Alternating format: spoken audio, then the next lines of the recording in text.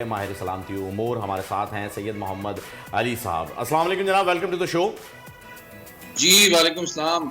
अली साहब, ये यकीनन आपकी भी नज़र इसके ऊपर रही होगी, बहुत बड़ा इवेंट जो है वो इस वक्त चल रहा है। इजराइल में हमास का हमला जो हुआ है और इस हमले में पूरी दुनिया को जो है वो समझ लीजिए कि एक तरफ कर दिया है। पहले ही डिवाइडेड थी यूक्रेन और रशिया को लेकर के, और अब जो है एक क्लियर स्टांस जो है वो लिया जा रहा है। यहाँ पर नेतन्याहू ने भी जो है वो अनाउंस कर दिया है, लेबनान को भी जो है वो वार्निंग जारी कर दी है। मैं सिर्फ इसका एक पस मंज़र के साथ मैं चाहूँगा कि आप ज़रा इसकी डिटेल बताइए कि ये किस जानिब बढ़ रहा है मामला।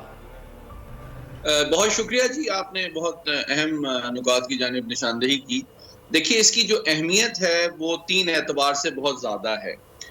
एक तो आपने बिल्कुल सही कहा कि दुनिया की जो तवज्जो है पिछले तकरीबन 1.5 साल से यूक्रेन वॉर की तरफ थी, और जो मजमूई तौर पे मगरबी ताकतें हैं वो यूक्रेन के खिलाफ जो है एक बहुत बड़ी जंग चल रही है यूक्रेन में, और तकरीबन $60 अरब का जो है उन्होंने असलहा और इमदाद यूक्रेन को दी है अब तक रशिया के खिलाफ। लेकिन अब पिछले 2 दिन के जो वाकयात आप देख रहे हैं गजा की पट्टी और इसराइल के दरमियान, उसके बाद दुनिया की जो तवज्जो है वो यूक्रेन से हट के मशरिक वुस्ता की तरफ हो गई है। और मैं समझता हूँ कि जो फ़लस्तीनी है उन्होंने एक तो बहुत बड़ी अचीवमेंट ऑलरेडी हासिल कर ली है, और वो सियासी एतबार से है कि मसले फ़लस्तीन जो कि नीचे दब गया था, अब वो दोबारा दुनिया के सामने एक बहुत बड़े मसले के तौर पे आ गया है। और अब से थोड़ी देर पहले सिक्योरिटी काउंसिल का हंगामी इजलास भी हुआ है उसके ऊपर। तो एक तो ये वाला पहलू है।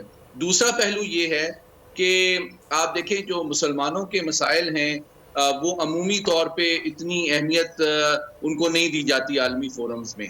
लेकिन अब जो है आप देखें कि मशरिक वुस्ता की जो सूरत हाल है उसके पीछे जो 3 मुहर्रिकात हैं।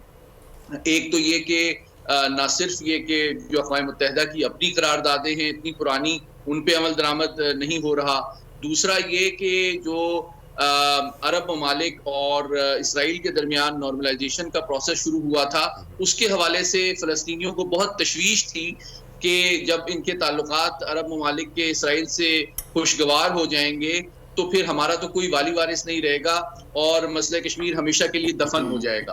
तो ये भी तशवीश एक बहुत बड़ा मुहर्रिक है इस ऑपरेशन की तरफ। और जो तीसरा सबसे इम्पोर्टेंट मुहर्रिक है जिसकी बात कोई नहीं कर रहा, वो एज अ मुस्लिम जो आप देखें हमारा जो किबला अव्वल है उसकी मुसलसल बहुत दफ़ा जो इसराइली अफवाज हैं वो बेहुरमती करती रही हैं। पिछले रमज़ान में लैलतुल क़द्र की रातों में भी वो जूतों समेत दाखिल हो जाते हैं बैतुल मुक़द्दस के अंदर, और वहाँ पे ख़वातीन और बच्चे जो नमाज पढ़ रहे होते हैं उनको ज़दोकोब करते हैं। तो मैं समझता हूँ कि फ़लस्तीनियों का जो सब्र का पैमाना है वो अब लबरेज हो चुका था। सिर्फ ये नहीं कि आदमी बरादरी से उनको बिल्कुल आप सही कह रहे हैं। बिल्कुल मोहम्मद अली साहब, आपने वजह फरमाया, ये फैक्टर्स बिल्कुल इसमें इन्वॉल्व हैं। अच्छा, मैं आपसे 2-3 बातें पूछना चाह रही हूँ क्योंकि जाहिर है कि इस पर सबकी नज़रें भी हैं और इंटरनेशनली लोग इस पर तबसरा भी कर रहे हैं और बात भी हो रही है। नंबर 1 तो ये कि हमने शुरू दिन से ये देखा कि इस तनाज़े में झड़पें ज़्यादा इसराइल की तरफ से की गई और बार बार निशाना बनाया गया, कई फ़लस्तीनियों को शहीद किया गया। ये बड़ा हमला है 50 साल में। अब ये जो नंबर सामने आया, तकरीबन 700 के करीब हलाकतें हुई हैं इसराइलियों की। आपको क्या लगता है कि जो लोग, मतलब चंद एक होंगे जो हमलों में वहां पर हलाक होते थे, यहाँ तो दर्जनों शहीद होते रहे हैं, तो ये रिवेंज की जो एक आग है उसको आप किस तरह देख रहे हैं कि जो इस वक्त इसराइल में नजर आपको आ रही होगी? दूसरा, ये भी कहा जा रहा है कि इंटेलिजेंस उनकी बड़ी स्ट्रांग थी, ये कैसे मुमकिन है कि उन्हें कुछ पता ना चला? तो क्या इसके पीछे कोई लॉबी कारफरमा है? फिर एक तासुर ये भी दिया जा रहा है कि कोई फॉल्स फ्लैग ऑपरेशन हो सकता है और हमास को ट्रैप किया गया हो और आगे इसका फैसला होना है। क्या आप इस पर राय रखते हैं? बहुत अहम सवाल है आपके। देखिए, पहली बात तो ये है कि इस दिन का जो चुनाव है वो भी तारीखी एतबार से बहुत अहम है। 6 अक्टूबर जो है वो 50वीं एनिवर्सरी है जंग योम किपुर की। योम किपुर वॉर जो थी वो शाम और मिस्र ने इसी तरह एक बड़े पैमाने पे एक सरप्राइज हमला किया था इसराइल पे 1973 में, और 1967 के जो लॉसेस थे उनको रीगेन करने की एक कोशिश थी। البتہ یہ اس دن کا چناؤ اس لحاظ سے اہم ہے. دوسرا یہ کہ یہ ہفتے کا دن تھا. ہفتے کو جو ہے یہودی کیلنڈر کے مطابق چھٹی ہوتی ہے, جس طرح مسلمان جمعے کو چھٹی مناتے ہیں, تو ان کے اور پھر یہ ارلی مارننگ یہ حملہ کیا گیا. اور تیسری بات کہ جو اس کا اسکیل تھا وہ میں سمجھتا ہوں تاریخ میں کسی تنظیم نے, کسی نان اسٹیٹ ایکٹر نے کسی ریاست پہ اتنے بڑے اسکیل کا حملہ لینڈ ایئر سی سے کوارڈینیٹڈ ویل پلانڈ میری نظر سے نہیں گزرا ہے. اور چوتھا پہلو جو ہے وہ اس سے بھی زیادہ دلچسپ ہے کہ اگر آپ ملٹری اسٹریٹجی کو دیکھیں تو انہوں نے بالکل انوویٹو ایک اسٹریٹجی ڈیولپ کی کہ کس انداز میں 1000 کے قریب لوگ اپنے ہینڈ گلائڈرز کے ذریعے سرحد کو عبور کر کے اترے اور انہوں نے جنگ کی جو صورتحال ہے اس کو بدل دیا. آپ نے جو بتایا 700 کے قریب لوگ اسرائیلی اب تک ہلاک ہو چکے ہیں.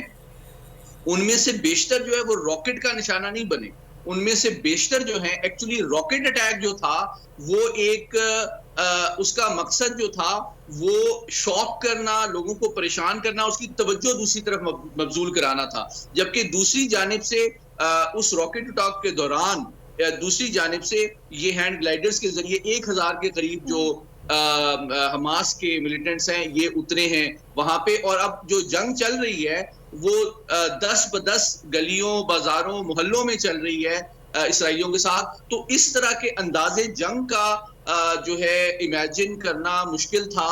اسرائیل بہت ایڈوانسڈ, ہائیلی اکوپڈ, بہت پروفیشنل فوج ہے اور اس کی تصور میں بھی نہیں تھا کہ اتنے انوویٹو انداز میں ان کی جو اسٹرینتھ ہے اس کو ویکنس میں بدل دیا جائے گا. ان کے بارڈر سیکیورٹی, اچھا پھر جو 5000 راکٹ مارے گئے اس نے ان کے جو ڈیوڈ سلنگ ہے یا آئرن ڈوم ہے اور بلسٹک میزائل ڈیفنس سسٹم ہے اس کو کمپلیٹلی سیچوریٹ کر دیا.